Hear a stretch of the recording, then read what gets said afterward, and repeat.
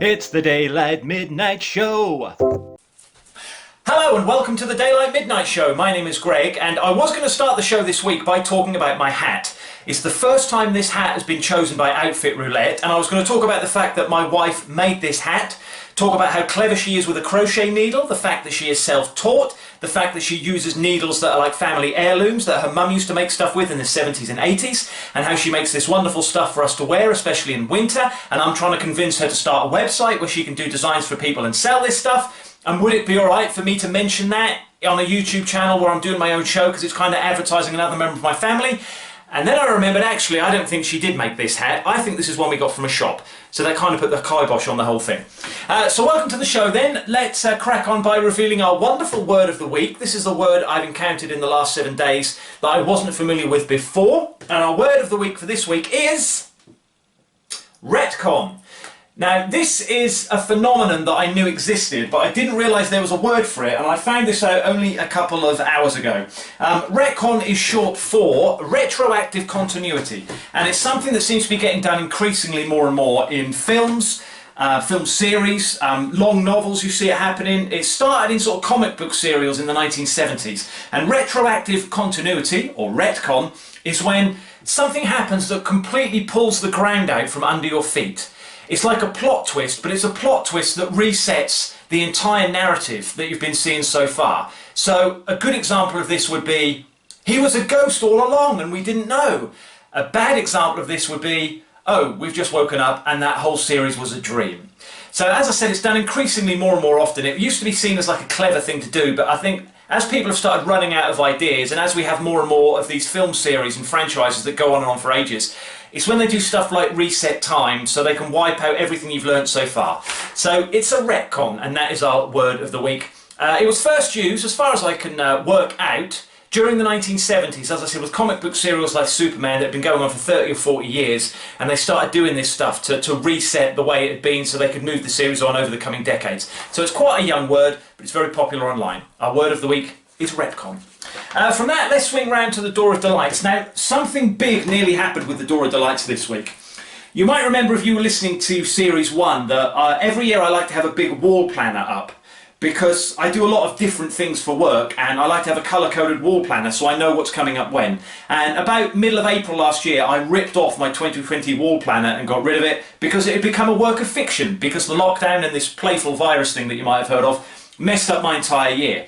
But this week, because the restrictions we kind of know are going to start being lifted over the coming months, there's more work coming in. So I decided to put my wall planner up, and I had an idea of putting it all over the Door of Delights, and then we could look at it every week. But it would basically fill this entire section, and then I'd have to move all this stuff. So I decided instead I'm going to put it off camera. I'm not going to swing the camera around to show you it, but it's basically just over there on the wall. And I knew I was tempting fate by doing this because things were starting to look rosy, and lo and behold, I put this up on the wall on Tuesday afternoon, I colour-coded the work I've got, and on Wednesday morning I got an email cancelling 4 days work that I had in April. So there you go, don't mess about with the fates. Also on the Door of Delights, what's this pen here that wasn't last week? It's only this week's Topical limerick. So the story is this. This is another one from Australia. I promise I don't obsessively read the news from down under. It just seems that a lot of these weird stories I'm finding recently are coming from Australia. So, a lost sheep who has been named Barak was found this week wandering around in a forest on the side of a mountain in Australia. His coat was so thick he could hardly see out of it. I have seen the photos, you can find them online, bless him. He looks like he's wrapped in a sleeping bag. Now obviously sheep have to be sheared every year, if not their coat just keeps on growing and becomes very awkward for them. They don't know how long he's been missing, but they think he might be about 10 years old and has never been sheared in his life. So they took it right down to its lowest level, and the fleece on its own weighs 35 kilograms. He's now living at a sanctuary called Edgar's Mission, where he's happily getting used to the other sheep there. And the owner of it spoke to the news this week, and he was talking about Barak, and the fact that he'd survived roaming around in this forest, basically dragging the weight of another sheep on his back. And the owner of the mission said, "It all goes to show what incredibly resilient and brave animals sheep really are, and we could not love them any more if we tried." You speak for yourself, mate. Now, bizarrely enough, I haven't written a limerick about this. I've written a limerick about what this made me think about, because hidden under this hat I've got hair that is longer and more unruly than it's been for about 5 years. And I got some work recently which is set in the 1940s, and I tried to get a 1940s style haircut. And of course all the hairdressers are shut. Now there's a lady that lives quite close to me that we know well called Terry, who's a very good hairdresser.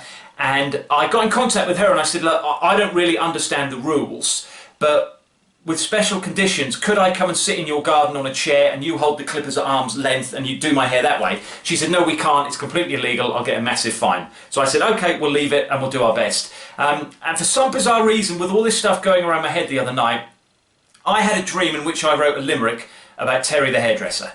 So here we go. There was a hairdresser called Terry, who is cheerful and happy and merry. She could not... There was a hairdresser called Terry, who is cheerful and happy and merry. She could not cut my mop because they've locked down her shop, so I have to go on being hairy.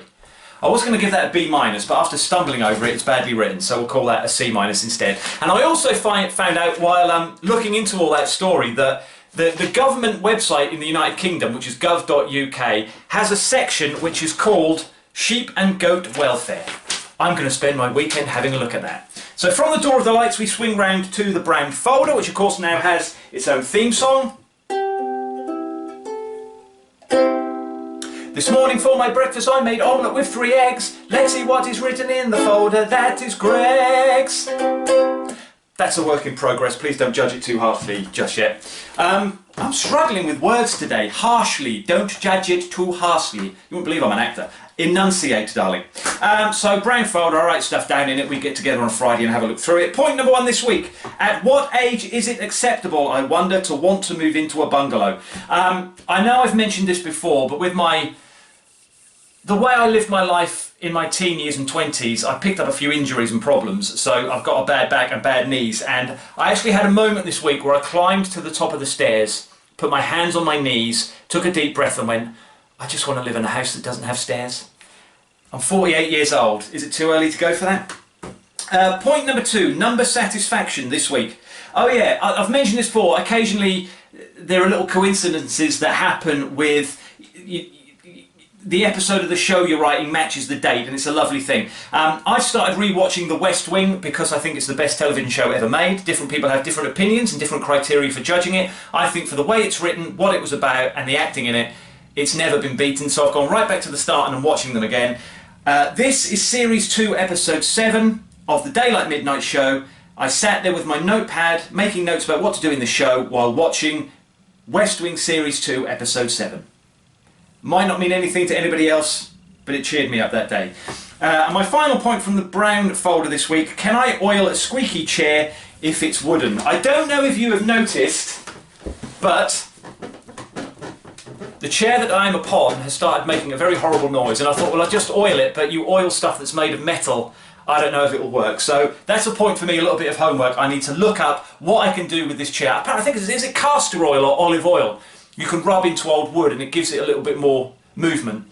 I'll look all that stuff up and report back next week, and then you might not have this horrible noise. I could just go back to having the old chair or just sit on the floor. All these possibilities that are in front of us as we move on through Series 2. So I think that's basically everything I wanted to say this week. So let's do outfit roulette while I think of it.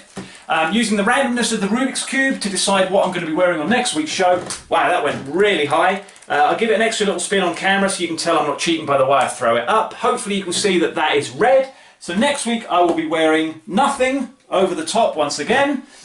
The undergarment that I should be wearing was the onesie this week. Next week it will be black, which is a dress. And to accessorise all that, so I'll be wearing that lovely dress. I've only got one dress that fits me at the moment, so until they open the clothes shops again, it's going to be the same one you've seen before. And we end with red again, so next week I will be wearing nothing more than a dress and a tie. Do join me for that. So, a rhyming couplet to end the show on then. This week in Australia, they found a shaggy sheep, but I ignored that and instead read out a limerick I'd written in my sleep. They're getting worse. I will see you next week. Have a great 7 days.